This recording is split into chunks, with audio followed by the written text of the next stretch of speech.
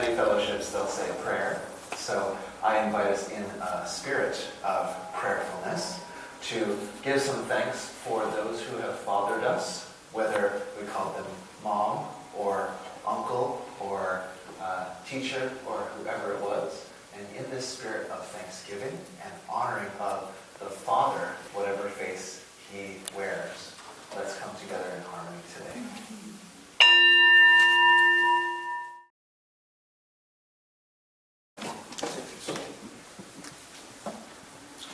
So all month long, we've had this theme of the Father. We've been talking about the masculine, right? So we did a talk on Apollo and Dionysus and the different types of wild masculinity and straight-laced masculinity.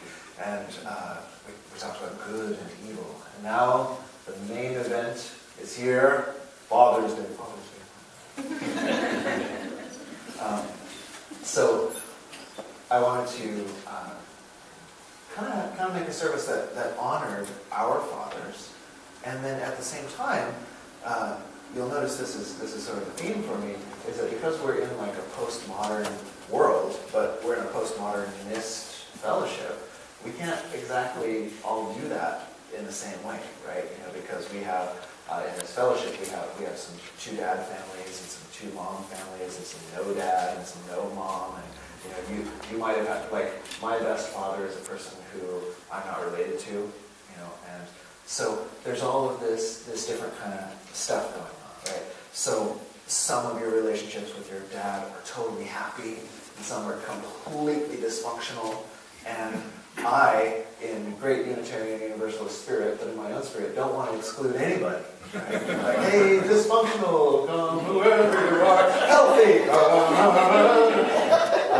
So this is the challenge, and I hope you like it today. So, but as I realized, as the more holidays we pass through, as I pass through at this fellowship, you'll hear this from me an awful lot.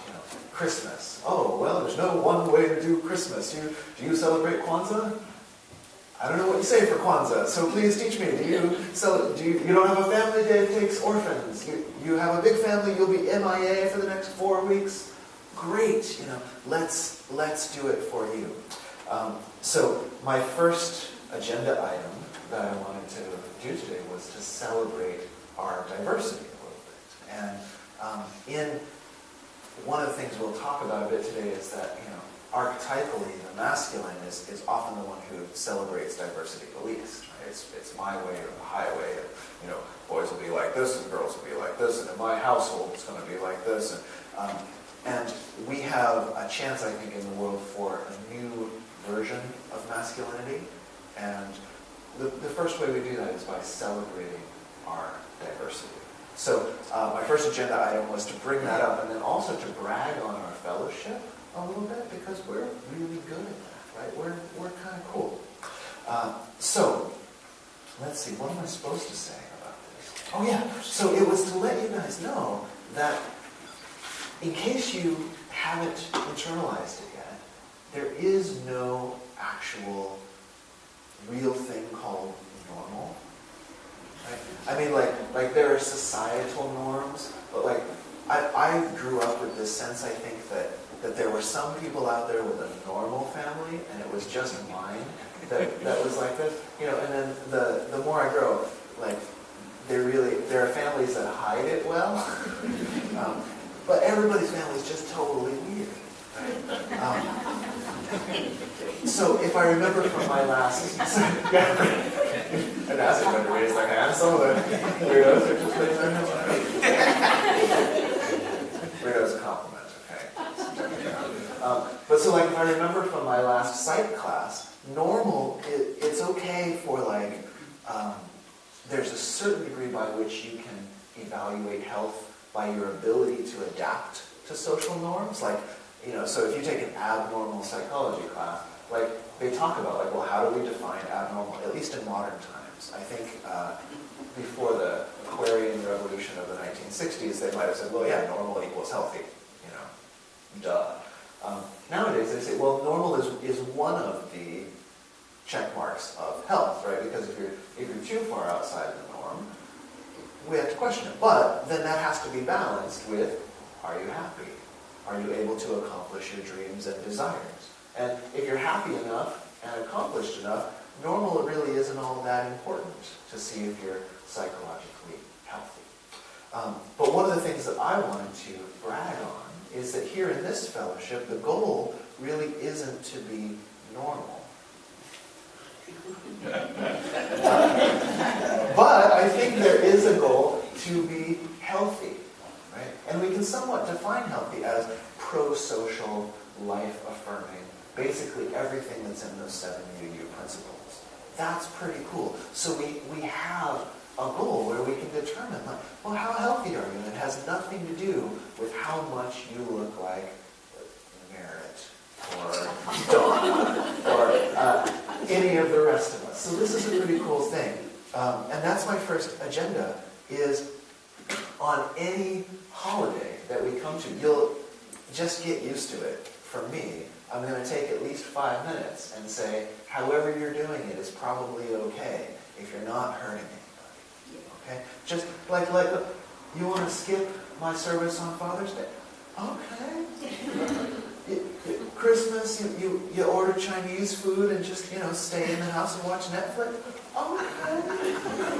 You go to Mass? Oh, yeah, whatever. Like, just drop the shame, right? There's none of it going to be in this space. And that's pretty cool. So, that makes me really stoked. That makes me really happy to be here with you all this morning, to do this as my spiritual practice on Sunday morning. I'm supposed to be the guy who's like giving the spiritual practice, but it's a great fulfilling teaching and practice for me to get to be in that kind of environment. Okay, bragging complete. Agenda item 1.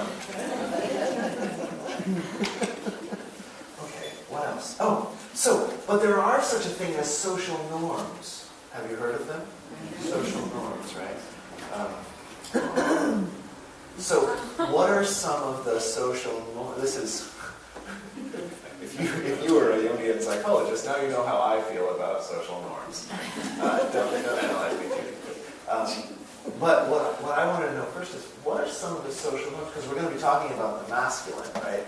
And the good stuff about fatherhood and the masculine and husbandry, and the other side has to be brought up as well if we're going to have a complete picture. So I want to know from you, what are some of the social norms that you have inherited, men or women, about the masculine? What have you got? Anybody? Anyone there? What do you think, Dave? Breadwinner. The breadwinner. Did anybody get brought up with this notion? Whether you had rejected it or not? The man is the breadwinner. Father, don't you want to be a father? You'll be the breadwinner. The man always has to know what he's doing. He's got to have a plan. He's got to be able to carry it out. That's right. Take charge. Wear the pants. Work. Major disciplinary. The disciplinary. Just wait till your father. Anybody ever hear that? Or say that? All right, just wait till your father hears them. Yeah. You don't cry or show emotions. No! Boys don't cry. There's a great song by The Cure about that, which is not the most masculine of songs, but who cares? Let's throw that gendered stuff out. Men are supposed to be strong. That's right. Good man. Good on you. Sharon. Men get more choices. We do get more choices, don't we? Yep. Yeah. Yep, we get to make more money. Sorry. Do we get more choices? We make more money, but do we get more choices? Yeah,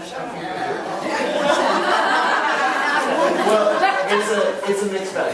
There are these binds on the masculine, but as far as social mobility and motility and stuff like that, there's a little bit more there. We're working on it, Dave. We're working on it. Well, I was going to say, men are supposed to be competitive. We're supposed to be competitive, and we're supposed to like it. Right? We got to compete. That's what keeps us guys going. Yeah. Christine. No. Protector.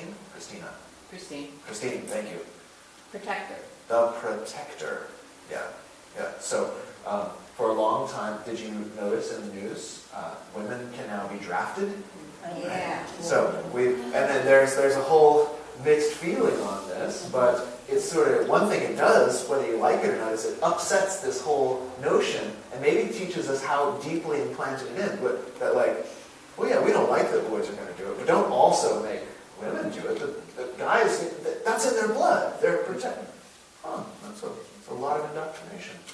Who? Somebody back there? No. Donna, what do you think? Division of duties. You know, Division. men mow the lawn, men take care of the car, women do the laundry, women, take care of the house. That's right. That's right. And sometimes even now that mom works too, she's still, I've seen these households, I don't understand them. I try not to judge them, but like, they both work 8 hours a day, and then she also does the dishes and takes care of the kids.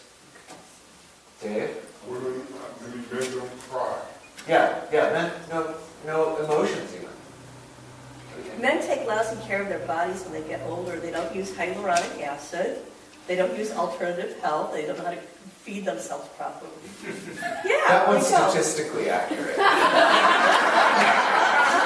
But how much does the social hypnosis cause those statistics? Good question, right? What do you think, Maggie? Let's not forget the garbage for the You men. gotta take it out, right? But if nobody nags him to do it, he'll probably let it pile up. Just like shoes. Was there? Yeah. Well, my father always told us that he was the head of the family and his authority came directly from God. Whoa. Very Heavy duty. Yeah. Their father always told them that he was the head of the family, and the authority came directly from God. I was looking for slides. I have so many slides that I better get on with the sermon, or I won't be able to use them all. But as I was looking for slides, I saw this great one that was like, there was a big giant umbrella that said Christ, and then there was a smaller umbrella that said like the man, and then there was a littler umbrella that said like the wife underneath, and it was like, here are the stages of protection and duty and authority. And the caption at the bottom was like, the natural order of the household. Anyway, Jim, The old-fashioned ceremony included for the woman, obey the man. yeah, love, honor, and obey. Did anybody get to take that vow? Cares to self-identify as having done that? Okay, so now you've got me all riled up. And, now that kind of justifies my slide here. In case you're wondering, like, oh, axes in the middle of the fair. It's a little bit like that. So, men do, statistically, like, they can make more money, and there seems to be this, like, especially if you're a white man, they're, like, you've been not maybe you personally, but your type has been an owner of other people, including your wife, for so long that, this is still bred into the subconscious of our culture as a whole. Like it or not, feel like you're contributing to it or not. It's just something that we ought to lay down there. And then, but these are double-edged swords. But, so some men might feel that they're quite happy about this. But what I believe is that all of us are actually being carved up by this. So today, we're going to talk a little bit about the toxic masculine. This is this buzzword lately. Has anybody heard of this? Toxic masculinity? Okay, you got to hear about it now because it'll be on an article in The Atlantic soon or something. One of these things that a certain politician banned recently from talking about him or her. Okay, so these norms they're a double-edged sword, though, because some of the norms about masculinity might be like good qualities for a human to develop. Like a man should be. Well, if we took out the should, but like my boy, you can be strong. Like nothing wrong with strength. My lad, you could be the breadwinner. Well, some households like a breadwinner. We don't have to throw it out just because it used to be involved in ownership. Like, some men or women want to stay home while you go out and go to work. That's okay, right? So they're not bad by nature, but they slip in all these other, what do they call it, the rider on the bill, that sign it into law. You only have to agree with all this stuff my lobbyists. Anyway, oh yeah, because here's one of those. Okay. So here's a cute meme don't laugh too hard because I'm going to diss this meme in a second. But this says, in case you can't read it, if you look like this and can't change a tire, fell a tree, or start a fire, shave. And it's kind of funny. Right? Like, there's a bit of funniness in there. But I think I include it there so that we can call out like what they're actually saying, right? Is that if you give the appearance of my projections of what masculinity is supposed to mean without meeting up to my requirements about what masculinity is supposed to mean, then I can designate your hygiene choices by force if necessary, or by shame. Right? So if you don't live up to my shoulds about the masculine, then I will shame you. Right? You're not allowed to have a beard if you don't know how to chop down a tree. So that's not quite inherent worth and dignity. Right? That's not quite free and responsible search for truth and meaning. That's sort of like there's a right way to do it, and there's an ostracized way to do things. But it's cool to know how to change a tire. Like if you, man or woman, or refuse to identify, don't know how to change a tire, like I'm sure a bunch of people in here will volunteer to help teach you how to change a tire, so you will never have to be damsel, or what's the masculine equivalent of a damsel? There isn't one. Anyway, mansel, a Hansel. So you want him to be a Hansel in distress. Okay? I can teach you how to chop down a tree with a couple of rocks, if you need to know that. And there's no gender requirement for such skills. So we have this notion that if you're doing manhood right, you're going to be successful, you're going to be muscly, and then you're going to basically live up to whatever projections I have of you. Okay, so why is this a problem? We got to do the problems before we can get to the happy, nice parts. Did you know? This section's called Did You Know? Did you know that men are 3 more times likely than women to own a gun? That doesn't mean anything in itself, but we're going to make something out of it in a second. 2/3 of women are in favor of gun regulations of some sort or another, compared to only 48% of men, so a little less than half of men versus 2/3 of women. Right? Again, I'm not saying any of these are good or bad. I'm not going to do that debate here at all, for goodness sakes. But also, most of the people responsible for mass shootings are men, right, in the world. A sociologist in a cute op-ed for the LA Times, who wrote a book about gun violence and gun practices, said she found that gun owners often characterize their father's generation as an era when men had important roles to play as providers and breadwinners. So she argues that men are clinging to guns as a way, psychologically, to address a broad range of social insecurities. Right? So they project on Dad's era, well, my dad was the man of the household, and when Sunday dinner was served, he was served for, somebody brought him a plate, and he didn't have any problem. He didn't go to college, but he got a job. He did, and he's not trying to give freebies away to everybody. He wanted something, and he put the discipline and the time in, and he raised his family, and he was a man. That was a man, And in today's world, that doesn't actually really work for almost anybody. The technological, economical, socio-political landscape is so altered that if you try that, it doesn't really function except for maybe a small little percentage that can sneak into a Department of Water and Power union job while they last or something like that, right? And so the men in the world who have been offered this vision of what masculinity is supposed to be have no way to play that vision out, except for maybe a revolutionary fantasy or a good guy with a gun fantasy, or in harsher terms, some fantasy of that radicalization and violence will help you finally feel as strong as Dad was. as strong as a man is supposed to be. There's wrong out in the world, and it's the job of men to go and right it. So these social norms, they're not just cute. They don't just hurt. They're not just something we should cry about in men's circles, which by all means we should. But they're a bit more than that. There's a deep reason why we should make men cry in circles together. An ad in 2012 from the Bushmaster Firearms Corporation promised that if you buy their semi-automatic weapons, you can consider your man card reissued. You.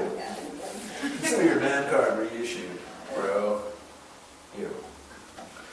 So, these are some fun facts about the social image of masculinity. So, this is from the Disney movie Mulan. In case you like Disney movies, you can watch that one. So, the ideal man must be a man. That's how the song goes. You must be swift as a coursing river. Be a man, With all this force of a great typhoon. be a man. And have the strength of a raging fire. Mysterious as the dark side of the moon. Yeah. So we have all of these notions, and poor human guys, non-archetypal guys, are trying to run around and do all of this stuff, and wonder why they're suffering, right? You know? And AR-15 is a shortcut. It's perhaps, for some, a quick way to get a feeling that all of this is true about you by ownership, right? So, my whole notion here is that perhaps the version of masculinity that we have in the world is slightly toxic, right? The norms that we have about what the masculine is slightly toxic. Okay. Don't worry, I'm not co-opting the entirety of Father's Day to talk about how bad society is. So, anyone, regardless of their sex at birth, can embody the toxic masculine. But why are we calling it the masculine here? Because the statistics show that most of these traits happen in a large slant from men. Right? So, we have to find out, I think, what am I supposed to say here? Oh yeah, so when I hear these kind of statistics, and when I listen to the news, and when I listen to all of these men who run the world and who own the world, making all of these violent proclamations about how they're going to compete the world into submission, and they're going to own this group of people into submission, and they're going to win over here, and they're going to do this, and my heart kind of hurts, right? And particularly because it's the type that I identify with, not the stereotype, but there's something about the masculine that rings true as my chosen gender identity.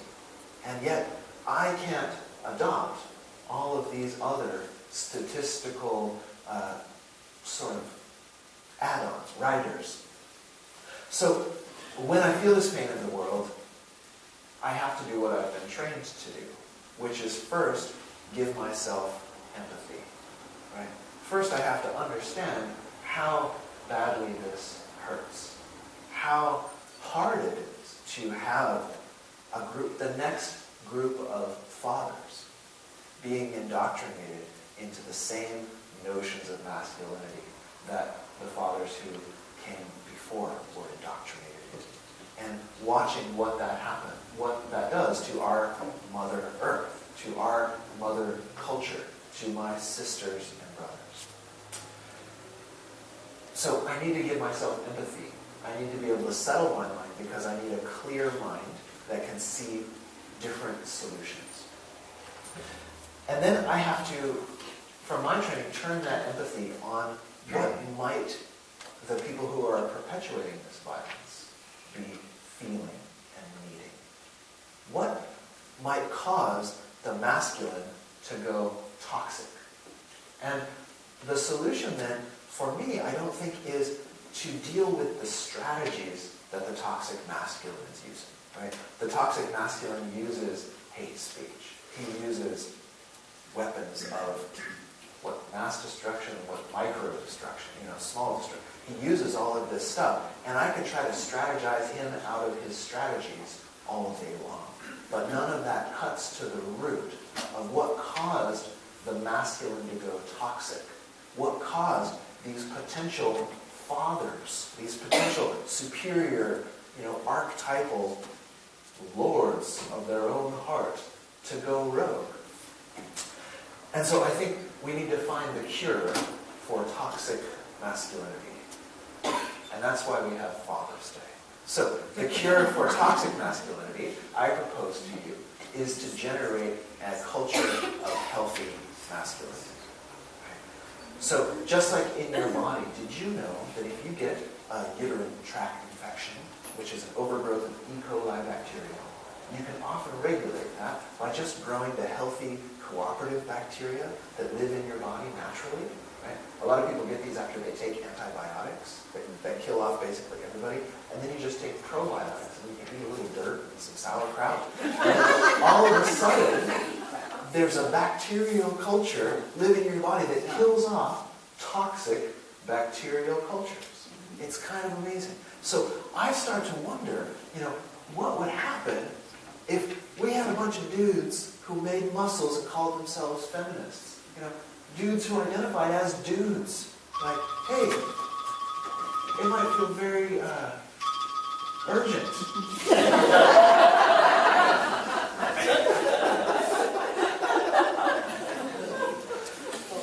Okay, so how do we cultivate an urgently needed culture of healthy masculinity? By finding out what Dad wants for Father's Day. Okay, so now we get to do the Father's Day part. And we have time for it. This is great. Okay, so I have a couple disclaimers I have to read here first. First disclaimer, I don't actually know what your dad wants for Father's Day. Okay, second disclaimer, this section will be based loosely on archetypes, which I hope don't devolve into stereotypes. And third disclaimer, as archetypes, these statements will relate to the archetypal masculine, which exists in each of us, regardless of sex or gender. And the results on actual men may vary. Okay, so now you have to learn a vocabulary word. Your vocabulary, I didn't write it up there, sorry, visual learners. Your vocabulary word is sexual dimorphism. Sexual dimorphism. Can you say dimorphism? See, I asked that because a couple people were like, it's still kind of early. Yeah. So, what is sexual dimorphism? Do any of the biologists know? Okay, it means, yeah. Men and women are physically different. Yeah, so in our species, like this species, the males and the females are physically different, right? And so we get slightly different kinds of brains and slightly different kinds of tissues and slightly different kinds of muscle growth and things like that. Everybody knows this from high school, I'm sure. So what we need to know is that we can't just throw this out. We might choose to throw it out consciously, but we can't just throw it out unconsciously because we have a division of labor in our tissues that goes back hundreds of thousands of years. Right? So, if you look at our closest genetic relatives, these chimps, right? Only the women have the equipment to feed babies. And so this forces a division of labor because you can't take a baby on the hunt if you're an early human hunting band because they cry and they're cumbersome. Have you ever tried to take a baby to your archery range? They're cumbersome. And so you like to set goals and achieve them. You like to have a band of brothers that just but they're like low drama, They're just they do their thing. Like we're all going after the same antelope and then we just do it. We go home, we eat, and everybody's happy because we did that. Goal accomplished. And so versus it seems to some, and this again, you're not bound by your biology, but a lot of the traits encoded in a female hormonal system by default, okay, you're not bound by this, but tend to be more toward linking versus ranking, right? Less about this, like, maybe a lot of watching football, you know. And so, to understand dad, the archetypal dad, I think we have to understand that at the bottom of most men, most 80, I think they say 80% or something like that, fall into this template. There's these needs for silence, autonomy, freedom. Right? Have you ever known a man who had deep needs for silence, autonomy, and freedom? Anybody known that? Right? Yeah. And so, if we just say like, well, you can't have any guns, and you can't think that you're it's your God-given right to be the head of the household, and you just can't, that's not part of the world anymore. We may have to realize that for those guys, those were the only ways they ever knew to get their needs for autonomy, freedom, silence, power met. And these are hardwired things deep in our psyche, right? Everybody has these to a certain degree, but a lot of the like man's man, whether it's nature or nurture, have been taught to promote these needs above everything else. So you can't just tell him, stop mansplaining. Have you heard this one, mansplaining? Right? Mansplaining, oh my gosh, it's a good one. I have to look on Urban Dictionary to give you the full definition, but it's kind of like, you know, someone, particularly a woman, but you can do this to other men too, you know, that they'll try to tell you something and then he'll slightly raise his voice. What she means to say is this, right? You know, and it's like this, like, because I know, and by my dominant body language and vocal tone, I'll make sure that you know that I know. And like that's a bummer in any conversation. Have you ever been mansplained? That just like ruins a conversation, I think. And yet, if you just tell the guy, quit mansplaining, you're kind of mansplaining yourself. No, let me tell you what you just did there, okay? That's called mansplaining and you need to knock it off. So perhaps, if we find out like what this archetypal masculine in each of us needs, we can get to the root of why he does so much weird stuff. So I think that all of this can only happen because the masculine, the archetypal father, is not actually invited into the whole of culture anymore. We have a cookie-cutter image of what a man is supposed to be that stopped working, if it ever worked, but it stopped socially working in the 1950s. Nobody buys that anymore, right? And so we've got these guys who are still getting the same indoctrination and colonialist slave owner training in a society that has no place for colonialists and slave owners. I think the best thing that we could give the archetypal dad in each of us for Father's Day is a place in the whole of society. So what I wanted to think about today is, what's the place for the protector in our culture? We have what looks like a dysfunctional relationship with dad, right? We have militarized police vehicles being written into every city across it. Santa Cruz, the nuclear-free zone Santa Cruz, is like ordering these military police vehicles. I guess you can tell how I feel about that. I'm not supposed to politic from the pulpit, but that's kind of interesting, right? And there's the role for the protector. It's like, get as much power as you can, just in case. Right? Where's the role that we have for silence and autonomy and the strengths that people who choose to embody the archetypal masculine bring? How do we honor those? And how do we enfold those? I think that until we enfold those into an integrated whole, we will still have people who feel strongly masculine have no recourse but to feel like they have to go rogue a little bit. So, to bring him into this harmonious relationship, sometimes the masculine needs to be nurtured. Sometimes he, in each of us, needs to be coddled a little bit. He needs to be hugged and shown that, like, it's okay for men to want affection, care, and nurturance. And then sometimes he needs to be looked at and said, like, that'll do. Son, that'll do. You're going to have to knock it off now. There's a great story that I just heard recently about a few women who saw a woman being about to be roofied in a bar. They saw someone slip a date rape drug into her drink. And they took it upon themselves to walk, I don't exactly know how they did, but walk over there and stop this thing in its tracks. I think the masculine today, dad in each of us, needs us to be able to look into his eyes and say, I love you. And if you don't cry, I'll cry for you. And it also needs us to say that all of this toxic, crap that you've been doing, that's not going to stand. The archetypal protector in each of us, men and women, boys and girls, is strong enough that we can hold a container for you.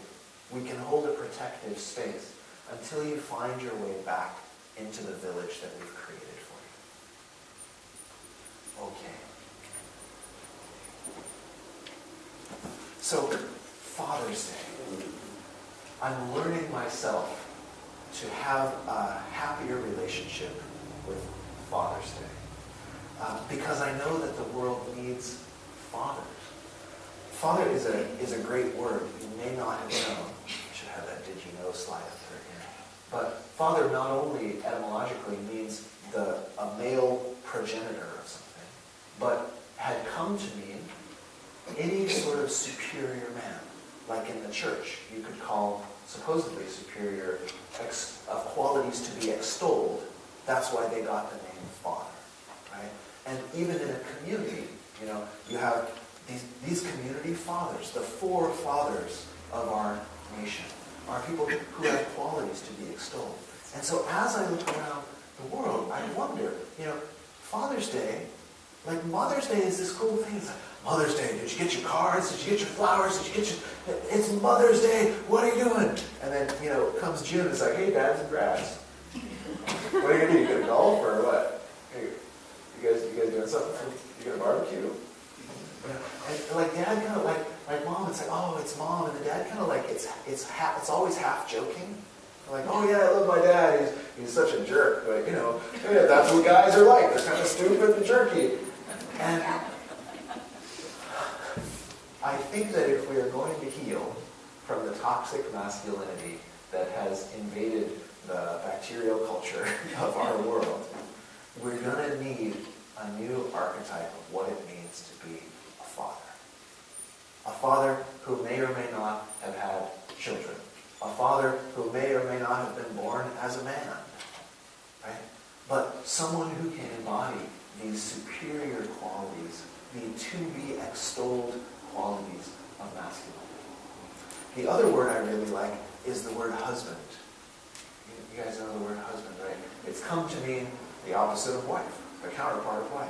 But once upon a time, it meant someone who stewards, someone who cares for, like one who protects a piece of land, a flock of sheep.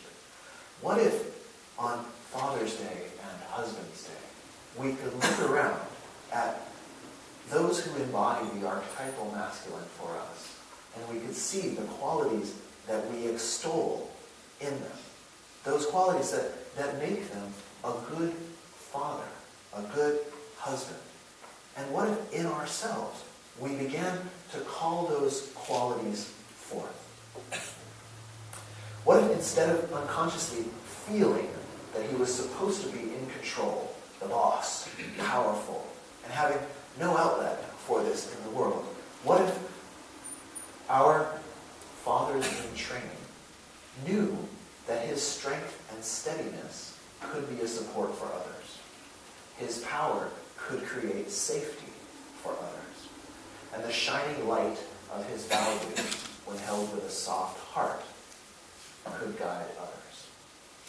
This is the kind of man that I wish to be, and I hope that today we can celebrate the husbands, fathers, and any other avatars of this awakened masculine energy that have come in and offered a vision of that in our lives.